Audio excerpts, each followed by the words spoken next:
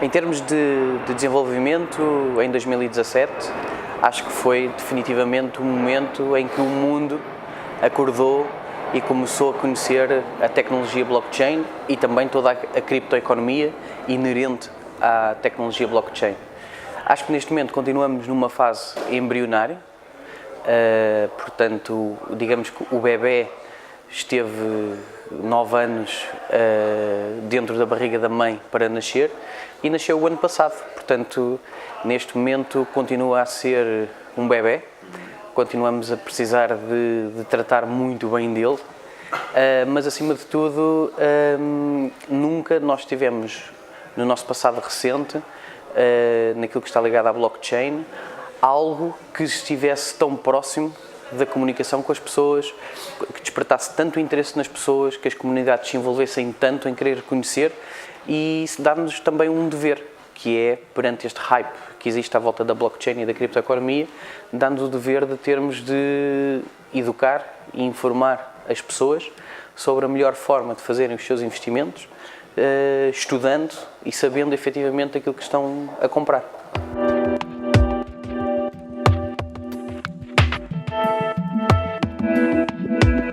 Eu acho que nós vamos verificar aqui dois tipos de evolução. Vamos ver uma evolução mais conservadora, dos grandes players já envolvidos e, portanto, essa perspectiva conservadora irá sempre existir. E depois vamos ter uma perspectiva muito mais progressista e inovadora, que é essa que eu pessoalmente prefiro estar próximo. De um lado, vamos ter naturais resistências, porque a blockchain tem uma capacidade disruptiva, acima de tudo, por romper com o pressuposto centralizado com que toda a fintech foi estruturalmente concebida e que, aplicando a tecnologia blockchain, naturalmente, que uma parte do poder que nós estamos habituados a ter no nosso dia-a-dia, uma parte desse poder, especificamente no que diz respeito à imutabilidade, no que diz respeito à rastreabilidade, no que diz respeito à própria auditoria do sistema, será delegada a máquinas. E, portanto, a blockchain não é mais do que uma solução para podermos ter uma ferramenta, uma potente e poderosa ferramenta de auditoria e de supervisão daquilo que são as transações financeiras globais.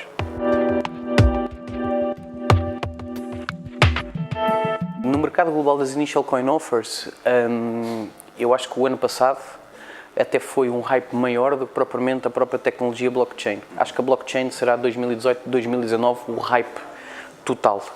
Acho que o ano passado a criptoeconomia alavancada pelas Initial Coin Offers foi substancialmente, digamos, o maior caso de sucesso. Em termos de distribuição mundial, é lógico que os Estados Unidos e é lógico que os mercados asiáticos estão naturalmente à frente. Na Europa começamos a ter sinais muito interessantes, nomeadamente com a Suíça a ter ao dia de hoje um Crypto Valley, portanto um centro empresarial e de empreendedorismo e de apoio a startups que desenvolvam os seus Initial Coin Offers. A Estónia, a Eslovénia, Malta são países que parecem cada vez mais abraçar as Initial Coin Offers com legislação específica e o próprio apoio do governo no sentido de captar investimento para o país. Em Portugal, nós tivemos o mês passado a primeira Initial Coin Offer com sede fiscal em Portugal.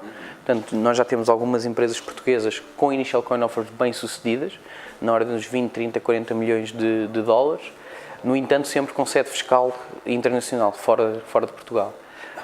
No caso português, a ausência de regulação ou a ausência de um procedimento claro, no sentido de, se eu quero fazer uma Initial Coin Offer com sede fiscal em Portugal, o que é que eu tenho que fazer, o que é que eu vou fazer, que procedimento vou respeitar, isso ainda é um bocadinho omisso e, portanto, nós ainda não temos essa solução. Aquilo que temos é a experiência no caso dessa Initial Coin Offer portuguesa, que é a Bition, que tudo o que diz respeito a Security Tokens, a CMVM, que é o regulador português de mercados mobiliários, automaticamente quer colaborar, está disponível para colaborar e cada vez mais estão também a contratar recursos humanos capazes e lúcidos para poder ajudar nessa possível interlocução entre o que é a lei portuguesa e o que é uma Initial Coin Offer. No que diz respeito a Utility Tokens, é substancialmente mais fácil resolver o problema, porque os Utility Tokens não são supervisionados pela CMVM, não está no âmbito da regulação da CMVM e, portanto, acaba por ser mais prático. Mas, ao dia de hoje, ainda falta muito trabalho para fazer em Portugal.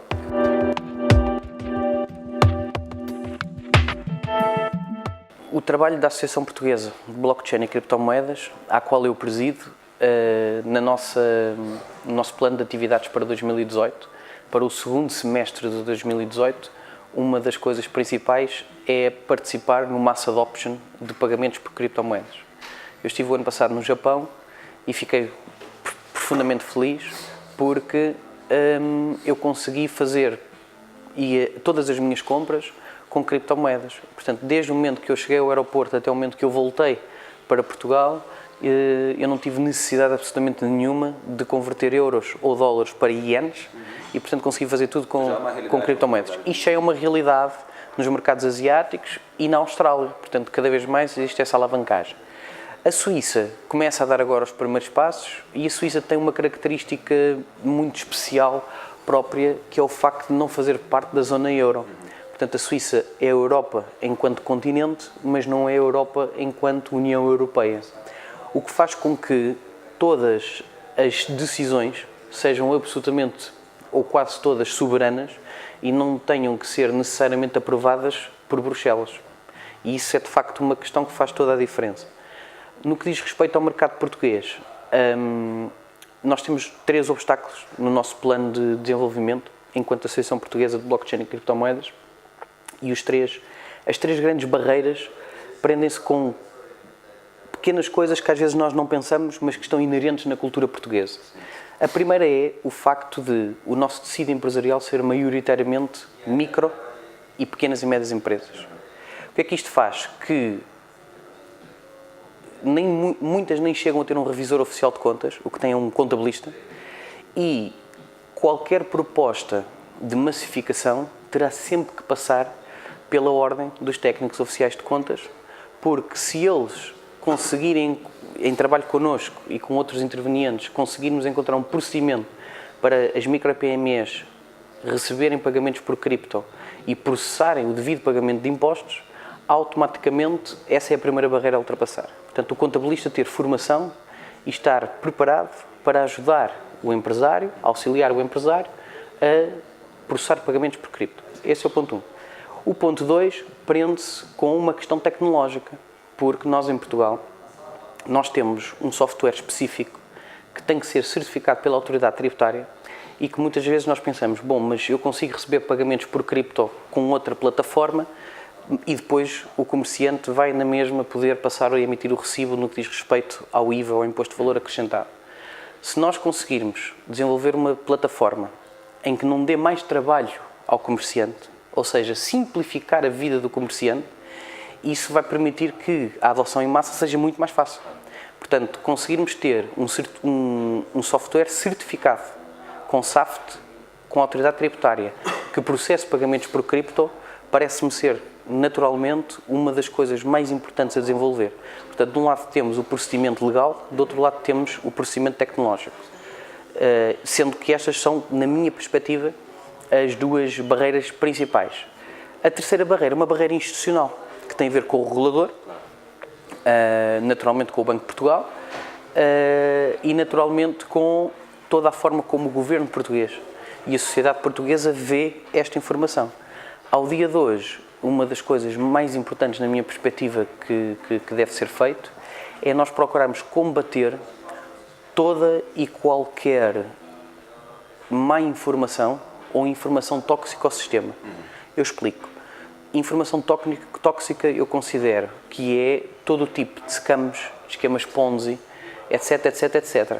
E que nós em Portugal, pelo facto de estarmos muito próximo de países lusófonos, que têm uma cultura embutida com esse tipo de esquemas, isso pode prejudicar muito o crescimento lícito e orgânico da criptoeconomia, exatamente, e a própria reputação do país. Portanto, temos que trabalhar de um lado técnicos de contas e contabilistas, porque efetivamente são eles quem vão processar os pagamentos. Solução tecnológica, que é fácil, mas não é funcional para um comerciante que percebe muito pouco de computadores. E, portanto, temos que dar formação e educação para que as pessoas aprendam a manusear as criptomoedas. E terceira questão, a questão regulatória, em termos europeus, não apenas e só de Portugal, mas Portugal faz parte da União Europeia e, portanto, tudo o que acontece em Portugal tem que ser obrigatoriamente supervisionado pela União Europeia. Só que em pequenos pontos, a APBC, acima de tudo, foi fundada e existe para ser uma associação que represente a comunidade na parte do desenvolvimento tecnológico em blockchain e da parte do desenvolvimento da sociedade na massificação dos pagamentos por criptomoedas. E, portanto, estas duas áreas de intervenção careciam de uma associação legalmente constituída, de uma forma eclética, isto é, todos os sócios e todas as ideias são bem-vindas, e ao mesmo tempo que as pessoas possam convergir ideias entre os associados para que consigamos fazer evoluir o sistema de uma forma mais rápida, porque as grandes instituições têm associações que as representam, mas no caso da blockchain e da criptoeconomia especificamente, não havia nenhuma associação que representasse o grupo de intervenientes e o grupo dos players. E, portanto, a APBC foi criada exatamente para dar voz ativa e muitas vezes até fazer o contraditório perante fake news, que não havia nenhuma instituição, nem nenhuma forma de nós emitirmos comunicados no sentido de dizer, bom, esta notícia não é correta porque este motivo. E, portanto, quero também aproveitar para convidar todas as pessoas que estiverem a ver este vídeo que, caso queiram fazer associados da APBC, a APBC existe para servir os sócios, não apenas no sentido particular, mas também empresarial, de promover as atividades das empresas portuguesas que desenvolvem serviços e produtos na área da blockchain e da criptoeconomia.